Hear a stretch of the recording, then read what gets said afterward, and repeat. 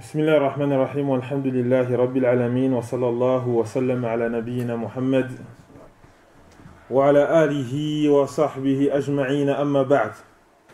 Aujourd'hui, Inch'Allah Ta'ala, toujours dans l'explication des fondements de la foi de l'imam Mohammed ibn Abdul Wahhab rahimahullah Ta'ala. Aujourd'hui, le cours numéro 5. Le cours numéro 5 dans l'explication du hadith de la division et les répliques aux ambiguïtés de Monsieur Ismaël Mounir qui s'efforce à montrer que le hadith n'est pas acceptable. On a donc vu les répliques liées à son argumentation concernant la chaîne de transmission.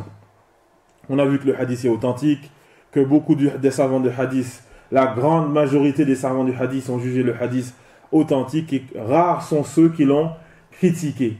On a vu que le hadith a été utilisé dans beaucoup de livres qui abordent la croyance musulmane et qu'il n'y a aucun problème à cela. Donc un petit rappel concernant le hadith, la parole du prophète sallallahu alayhi wa sallam, certes, les juifs se sont divisés en 71 groupes, 70 en enfer et un groupe au paradis. Les chrétiens se sont divisés en 72 groupes, 71 en enfer et un au paradis. Et certes, ma communauté se divisera en 73 groupes, 72 en enfer et un au paradis. Les compagnons qui ont demandé quel est ce groupe au messager d'Allah, dans une narration, la réponse du prophète sallallahu alayhi wa sallam, El-Jama'a, donc le groupe sauvé, El-Jama'a. Dans une autre narration, mais kana ala mithli ma ana wa ashabi, celui qui a la même pratique que moi ainsi que mes compagnons, etc. Et donc ce hadith, on a déjà vu qu'il est authentique.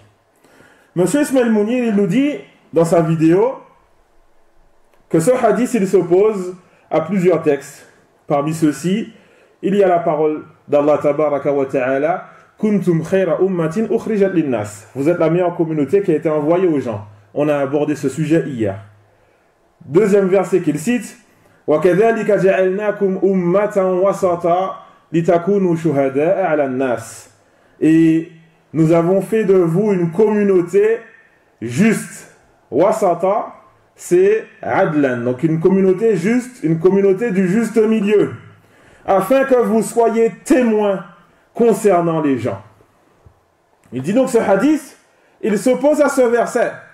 On voit donc dans le hadith qu'il y a 72 groupes, ce sont des groupes de l'enfer, et un groupe donc du paradis.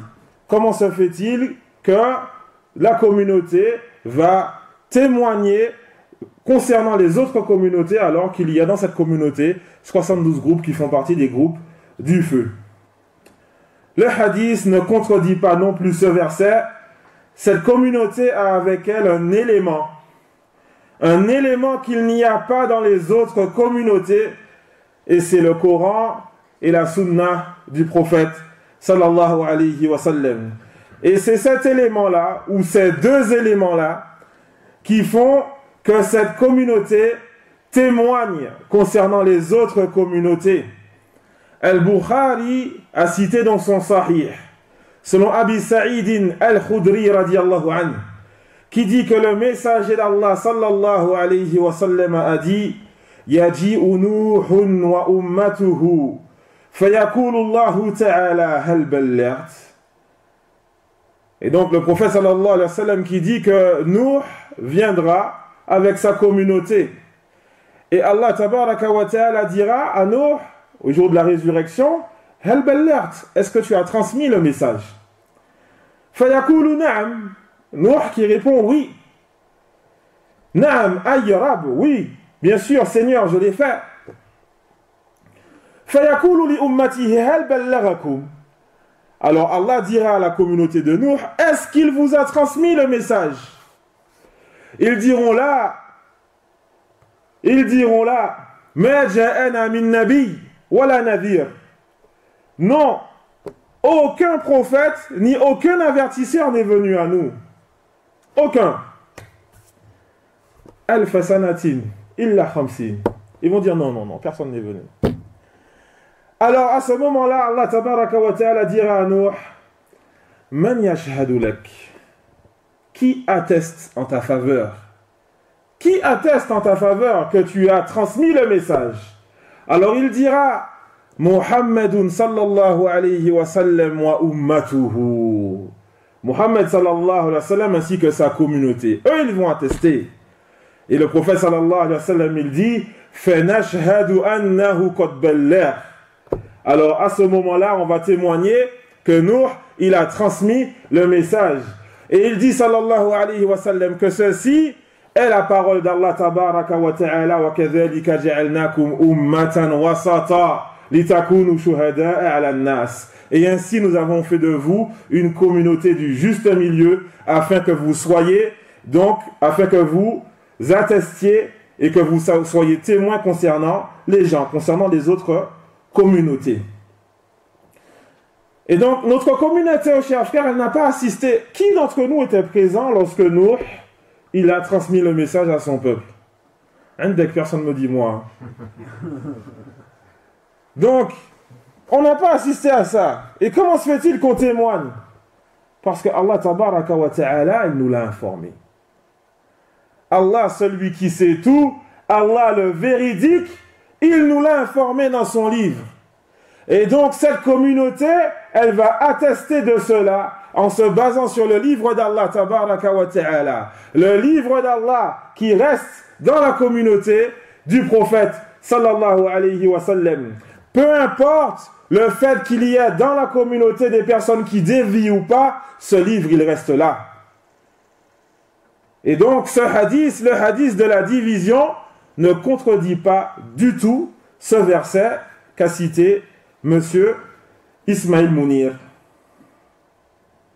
Et d'ailleurs, il y a plusieurs textes, ou alors même avant d'aborder ce sujet, il y a dans ce même verset qu'a cité Monsieur Ismail Mounir, il y a le fait aussi que, attention, on a le prophète sallallahu alayhi wa sallam aussi qui va attester, qui va témoigner concernant cette communauté. On a déjà vu la parole du prophète sallallahu alayhi wa sallam, « Al-Qur'an hujjatun laka aw alayk » Le Coran est une preuve pour toi ou contre toi. Et donc oui, nous sommes dans la meilleure des communautés, mais cela ne veut pas dire que chacun d'entre nous est préservé du feu. Il faut qu'on fasse tous les efforts afin de nous préserver du feu.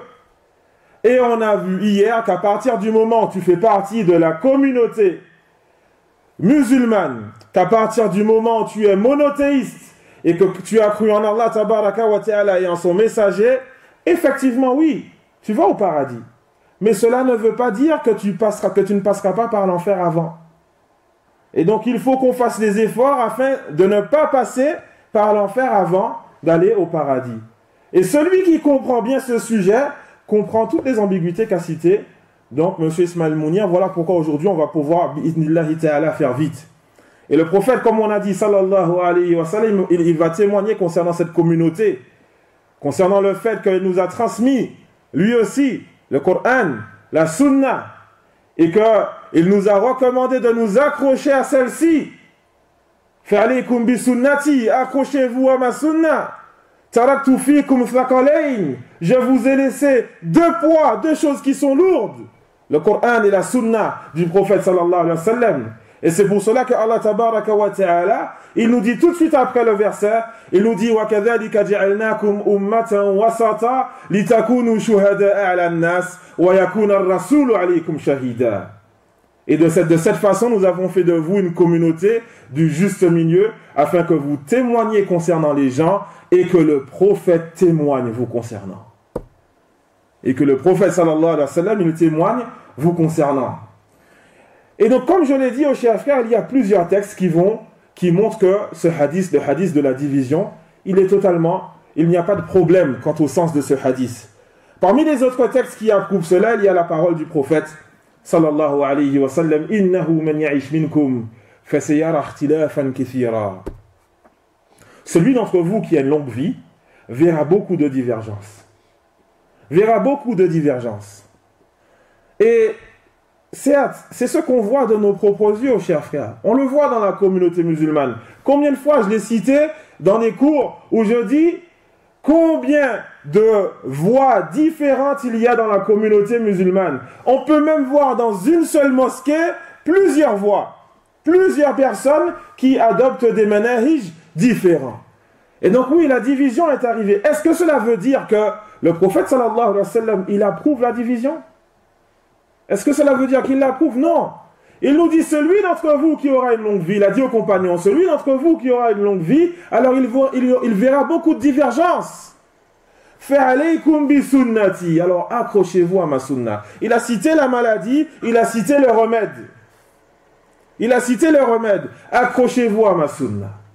Et donc le problème, il est là. La communauté musulmane se divise, c'est le problème. L'antidote, le fait de s'accrocher à la sunna du prophète sallallahu alayhi wa sallam. Et certes, il nous dit sallallahu alayhi wa sallam, la tazalu ta'ifatun min ummati ala al-haqqi zahirin. Il ne cessera d'avoir un groupe de ma communauté qui seront apparents et secourus sur la vérité. Et donc, si on médite bien sur ces deux hadiths, le premier hadith nous cite une grande divergence dans la communauté.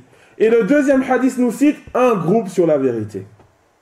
Un groupe sur la vérité. Encore une fois, cela va appuyer le hadith de la division et le fait qu'il n'y a aucun problème dans ce hadith. Monsieur Ismaël Mounir, il dit aussi dans son argumentation que le hadith n'est pas, et là préparez-vous, ça c'est vraiment, lorsque je l'ai entendu, je me suis dit Subhanallah al-Ali al-Azim. Je ne m'y attendais vraiment pas.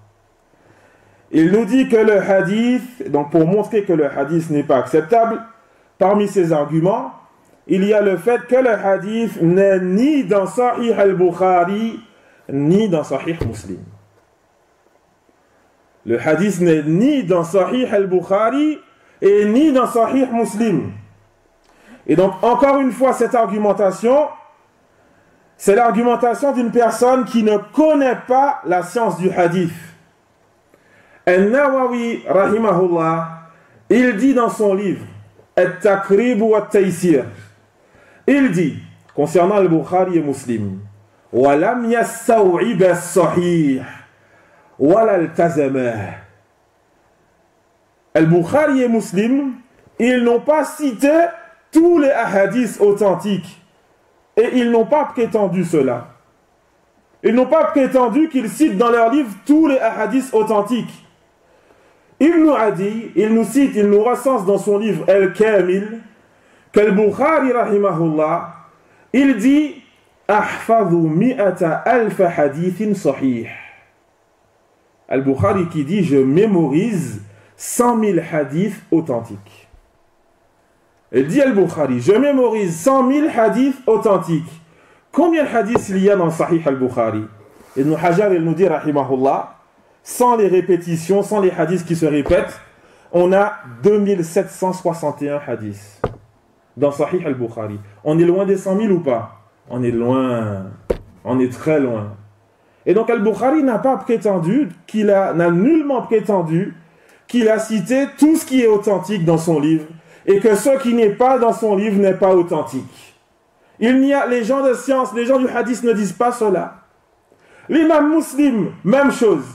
Il nous dit l'imam Muslim dans son livre, dans son sahih. Il nous dit Laysa kullu shay'in 'indi sahih wada'tuhu ha huna.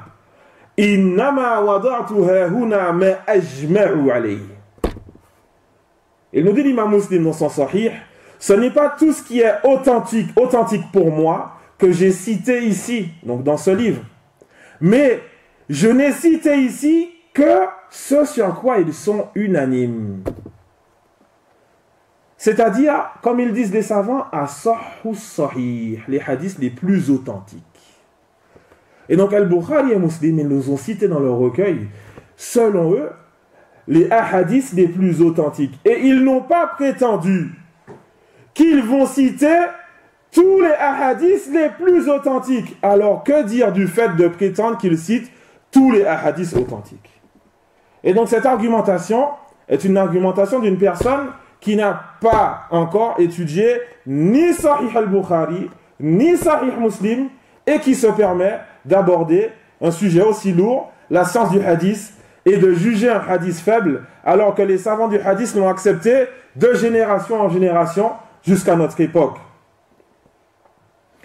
Voilà pourquoi nous disons à ce monsieur de se corriger et de ne pas inventer des règles pour éloigner les gens d'un hadith authentique. Mais il y a pire que ça encore. Le comble, c'est que monsieur Ismaël Mounir, il continue.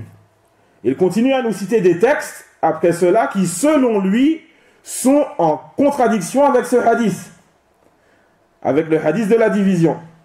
Il nous cite un hadith Qudsi, où Allah tabaraka wa ta'ala, il dit à son prophète, nous allons te donner satisfaction quant à ta communauté. Comment on répond à ça? Est-ce que le hadith de la division, il est en contradiction avec le fait que Allah tabaraka wa ta'ala va donner satisfaction au prophète sallallahu alayhi wa sallam quant à sa communauté? Est-ce qu'il y a une contradiction ici? On a vu hier, je vous ai dit, à partir du moment où vous comprenez bien que les 73 groupes de cette communauté, ce sont 73 groupes qui font partie de la communauté musulmane et qui ont avec eux la base du tawhid. À partir de là, tous ces gens-là, ils vont au paradis. Le problème est, qui va passer par le feu avant d'aller au paradis? Et qui va aller directement au paradis? Voilà le problème. D'accord? Yarhamukallah. Et donc, à partir de là, il n'y a pas de contradiction.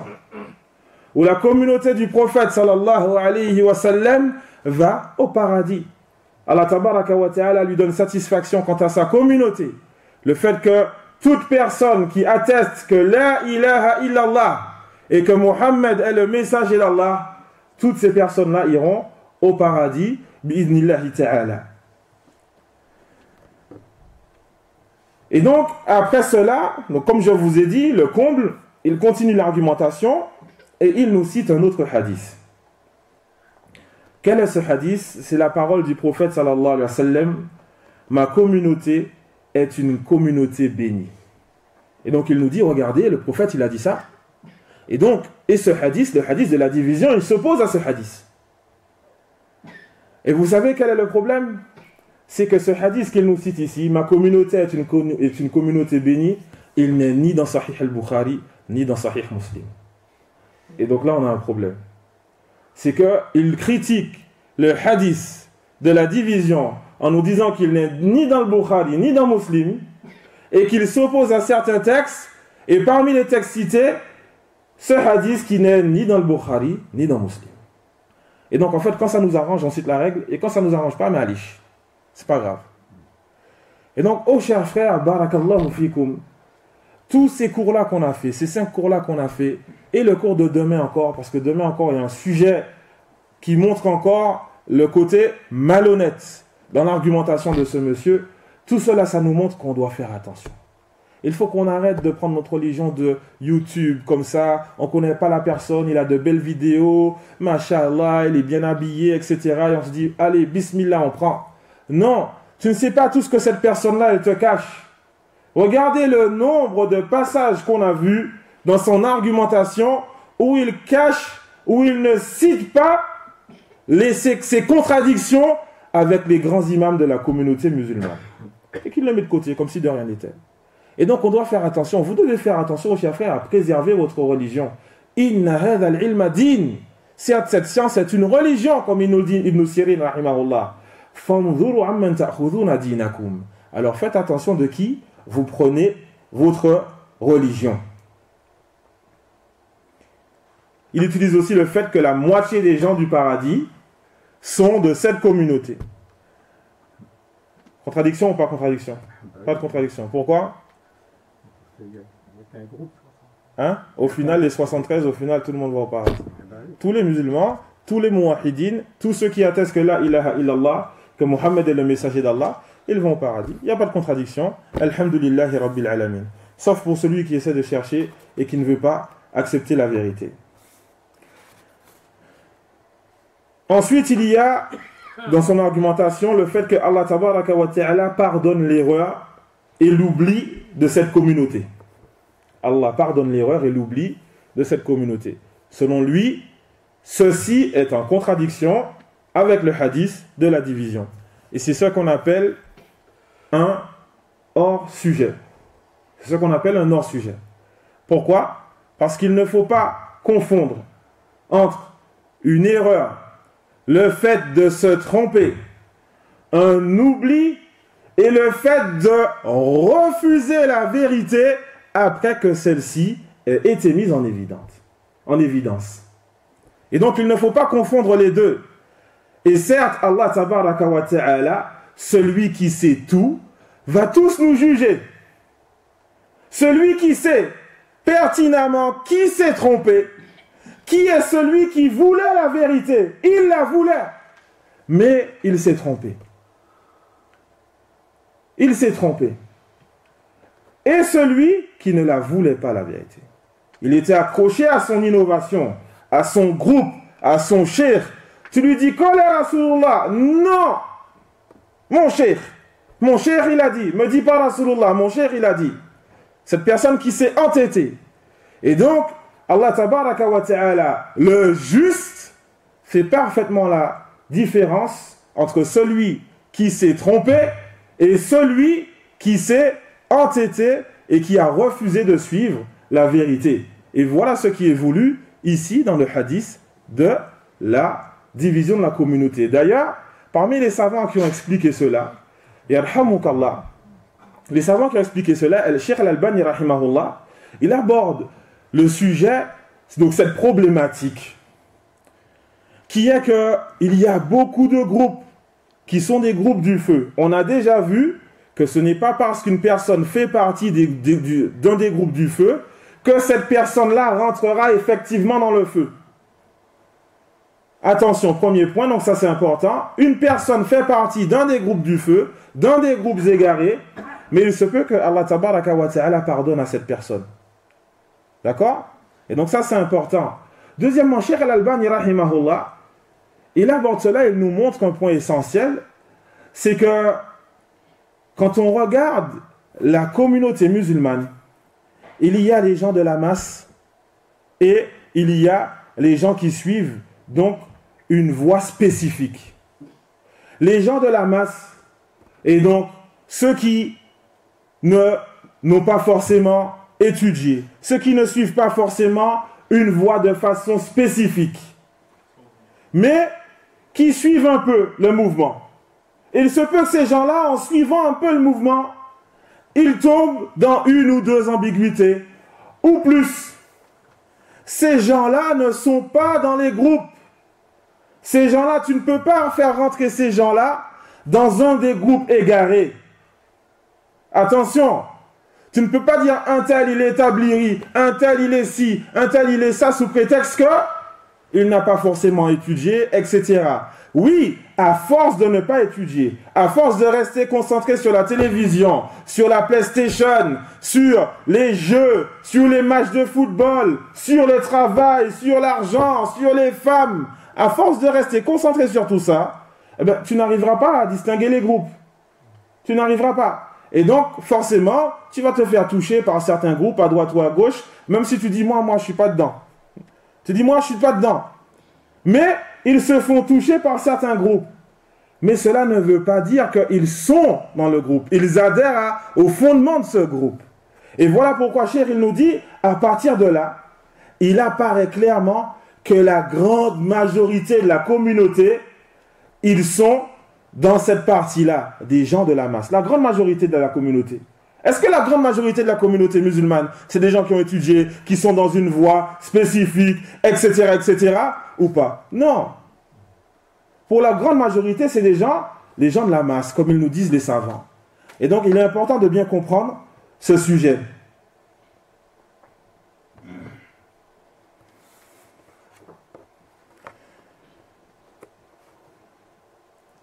Et ensuite, la dernière argumentation, ou du moins l'avant-dernière argumentation qu'on verra aujourd'hui, Inch'Allah ta'ala, il y a donc le hadith dans Sahihain, il l'utilise aussi, donc M. Ismaël Mounia, la parole du prophète sallallahu alayhi wa sallam, toute personne qui témoigne de la ilaha illallah de manière sincère ira au paradis. Et donc là, on a déjà répondu à cette ambiguïté plusieurs fois et il n'y a pas du tout de contradiction entre le hadith de la division et ce hadith qu'on trouve dans Sahihayn. Par contre, il y a un point qui est important. Il y a un point qui est important, c'est que, bon, déjà, premièrement, si M. Ismaël Mounir il était retourné aux explications des savants sur ce hadith, il ne l'aurait pas utilisé. Pourquoi? Parce que, par exemple, Al-Hafidh al-Nawawi, rahimahullah, dans son explication de Sahih Muslim, il nous cite le fait qu'il n'est pas voulu par là, par cette parole du prophète sallallahu alayhi wa sallam, que la personne qui prononce cette parole rentrera directement au paradis. Ça, ce sont deux choses différentes. Le fait de rentrer directement au paradis ou le fait de faire un passage par le feu avant, ce sont deux choses différentes. Et donc, cette parole, le fait que la personne assiste que la ilaha illallah de façon sincère, ça, c'est un élément, cette parole-là, permet à cette personne de rentrer au paradis. On est tous d'accord là-dessus. Le problème, c'est est-ce qu'il y a un passage au feu avant? Inch'Allah ta'ala.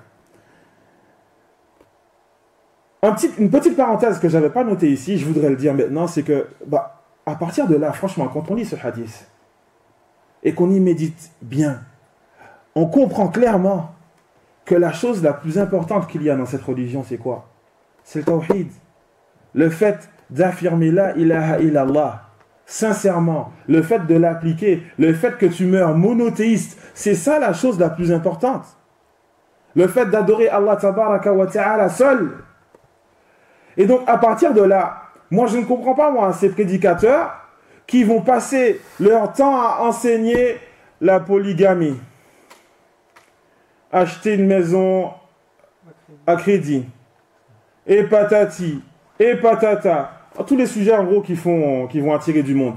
Taïb, tu es prédicateur. Ta responsabilité, c'est d'enseigner aux gens ce dont ils ont besoin. Pas ce qu'ils veulent, ce dont ils ont besoin. Et ce dont on a le plus besoin, c'est le tawhid. Monsieur Ismaël Mounir, apparemment, donc, il vient du Maghreb. Billahi alaykoum. Les frères, on n'a pas beaucoup de tombes qui sont adorées au Maghreb. On n'a pas beaucoup de tombes qui sont adorées au Maghreb. Il faut donc qu'on enseigne aux gens ce sujet. Attention, ça c'est quelque chose qui fait sortir de l'islam. Ça c'est quelque chose qui fait que tu restes éternellement dans le feu. Ils sont où les cours sur ce sujet? Ils sont où? Et donc, oh chers frères, la voie des prophètes, c'est le fait d'appeler les gens au tawhid. Voilà la voie des prophètes et de tous ceux qui ont suivi les prophètes.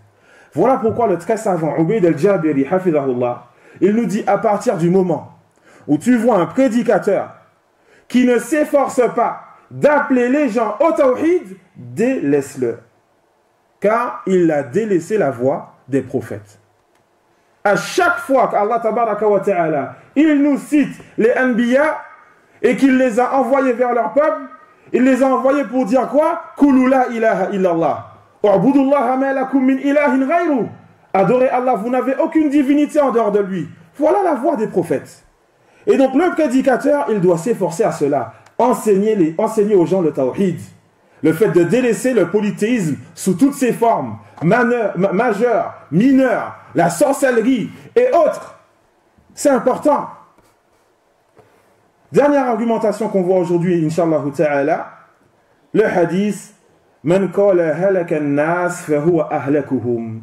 Celui qui dit que les gens sont dans la perdition, alors celui-ci est celui d'entre eux qui est le plus dans la perdition. Et donc, cette parole, elle est interdite aux chers frères. Donc lui, il a cité cette parole en disant qu'elle est en contradiction avec le hadith de la division. Il n'y a aucune contradiction. Cette parole, elle est interdite. Il est interdit de dire cela. Halak an-nas, les gens sont dans la perdition. Il est interdit donc de faire cette généralité. Allah tabaraka wa ta'ala, comme on l'a vu dans les autres hadiths, Allah tabaraka wa ta'ala laisse toujours un groupe de sa communauté sur la vérité. La tazalu ta'ifatun min ummati ala al-haqqi zahirin. Il ne cessera d'avoir un groupe de ma communauté apparent et secouru sur la vérité. Et donc tu ne peux pas dire que les gens, de façon générale, sont dans la perdition. Tu ne peux pas le dire. Et à partir de là, il n'y a donc pas de contradiction entre les deux hadiths. Certains savants disent même que ce qui est voulu ici, c'est la perdition, c'est-à-dire que les gens sont dans le feu. Une personne qui est dans la perdition, c'est une personne qui est dans le feu. Certains savants nous disent que cette personne, lorsqu'elle dit halak an-nas, les gens sont dans la perdition, cette personne, elle dit tous ces gens-là, en fait, ils vont dans le feu. Tous ces gens-là, ils vont dans le feu. Et ça, c'est totalement interdit, même quand on a cité dans l'explication du hadith de la division. On fait la distinction entre le groupe du feu et les personnes. Le groupe, c'est un groupe qui mène vers le feu. Mais Allah tabaraka wa ta'ala pardonne à qui il veut parmi ses serviteurs. Il pardonne à qui il veut. Tu ne sais pas si Allah azza wa jal va pardonner à ces gens-là. Et donc tu ne peux pas dire ces gens-là, c'est des gens du feu. Et donc il faut faire attention. Et à partir de là, encore une fois, il n'y a pas de contradiction entre ces deux hadiths. Demain, bi'idnillahi ta'ala, on abordera les derniers points de l'argumentation de M. Ismaël Mounir concernant le hadith de la division, Inch'Allah ta'ala. Et on va essayer en même temps, même si on fait un peu long, on va essayer en même temps d'expliquer le hadith, parce qu'à la base, le sujet, c'est qu'on voulait expliquer le hadith. À la base, c'est ça, il ne faut pas l'oublier, c'est qu'on voulait expliquer le hadith. Mais vu que donc il y a M. Ismaël Mounir qui a donc propagé cette vidéo qui montre énormément d'ambiguïté, qui peut perturber les jeunes et les jeunes et les vieux d'ailleurs, et leur faire croire que ce hadith n'existe pas, ce hadith est faux, et que c'est un égarement d'utiliser ce hadith. Alors, juste pour ça, on a fait tous ces cours pour éclaircir ce sujet. Mais, bi'iznillahi ta'ala, on va essayer donc demain de finir la réplique et l'explication du hadith. Wafaqallahu al-jami' lima yuhibbuhu wa yardah. Wa sallallahu wa sallam ala nabiyyina Muhammadin wa ala alihi wa sahbihi ajma'in wa jazakumullahu khairan.